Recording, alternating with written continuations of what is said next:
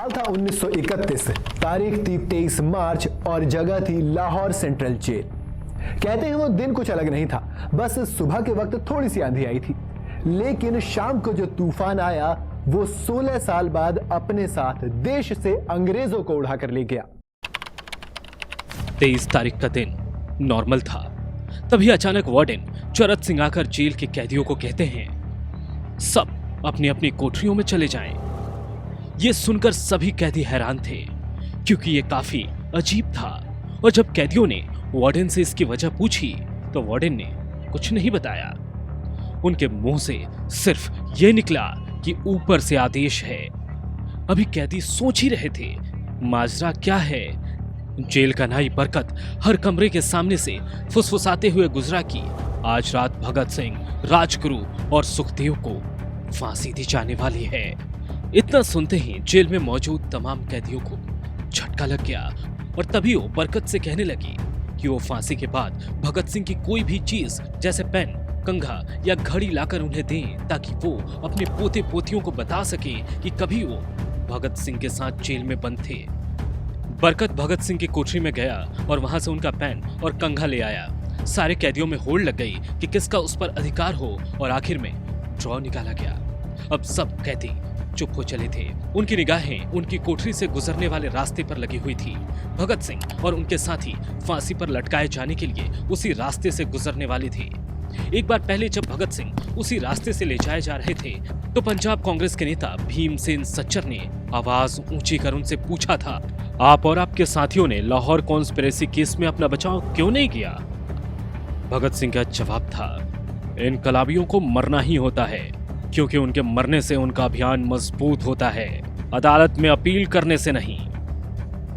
भगत सिंह ने जो किया था, अंग्रेज भले ही उनसे खफा थे, पर पूरा देश अब उनका मुरीद हो चुका था। और वार्डन चरत सिंह भी उनमें से एक थे। वो अपनी तरफ से जो कुछ बन पड़ता उनके लिए करते थे। भगत सिंह जेल की कठिन जिंदगी के आदी हो चले थे। उनकी कोठरी नंबर 14 का फर्श पक्का नहीं था, उस पर घास उगी हुई थी। कोठरी में बस इतनी सी ही जगह थी कि उनका 5 फीट 10 इंच का शरीर बामुश्किल उसमें लेट पाए। भगत सिंह को किताबें पढ़ने का शौक था। एक बार उन्होंने अपने स्कूल के साथी जयदेव कपूर को लिखा था। वो उनके लिए कार्ल लिबनेक की मिलिट्रिज्म, लेनिन की लेफ्ट विंग कम्युनिज्म और अपटन सिंक्लेयर का नॉवेल द स्पाई कुलबीर के जरिए भिजवा दें। भगत सिंह को फांसी दिए जाने से 2 घंटे पहले उनके वकील प्राणनाथ मेहता उनसे मिलने पहुंचे थे। मेहता ने बाद में लिखा कि भगत सिंह अपनी छोटी सी कोठरी में पिंजड़े में बंद शेर की तरह चक्कर लगा रहे थे। उन्होंने मुस्कुराकर मेरा स्वागत किया और पूछा कि आप मेरी किताब रेवोल्यूशनरी लेनिन लाए हैं या नहीं। जब मेहता ने उन्हें किताब दी तो वो उसे उसी समय पढ़ने लगे, मानो उनके पास अब ज्यादा समय ना बचा हो। मेहता ने उनसे पूछा, क्या आप देश को कोई आखिरी संदेश देना चाहेंगे? भगत सिंह ने किताब से अपना मुंह हटाए बगैर कहा, सिर्फ 2 संदेश, साम्राज्यवाद मुर्दाबाद, इनकलाब जिंदाबाद। इसके बाद भगत सिंह ने मेहता से कहा कि वो पंडित नेहरू और सुभाष चंद्र बोस को मेरा धन्यवाद पहुंचा दे, जिन्होंने मेरे केस में गहरी रुचि ली थी। भगत सिंह ने अपनी फांसी से एक दिन पहले जेल के मुस्लिम सफाई कर्मचारी बेबे से गुजारिश की कि उन्हें अपनी फांसी से पहले शाम को घर का बना हुआ खाना खाना है, तो ऐसे में वो अपने घर से उनके लिए खाना लेकर आए। लेकिन भगत सिंह की ये आखिरी इच्छा पूरी नहीं हो सकी, क्योंकि उन्हें फांसी के तय वक्त से 12 घंटे पहले फांसी दे दी गई थी और ऐसे में बेबे को जेल के अंदर घुसने ही नहीं दिया गया था।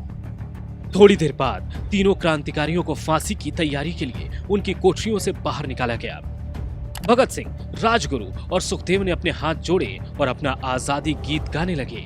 कभी वो दिन भी आएगा कि जब आजाद हम होंगे, ये अपनी ही जमीन होगी, ये अपना आसमां होगा। फिर इन तीनों का एक एक करके वजन लिया गया। सबके वजन बढ़ गए थे।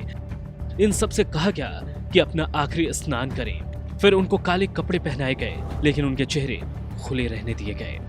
चरत सिंह ने भगत सिंह के कान में फुसफुसाकर कहा कि वाहेगुरु को याद करो, लेकिन तभी भगत सिंह बोले, पूरी जिंदगी मैंने ईश्वर को याद नहीं किया।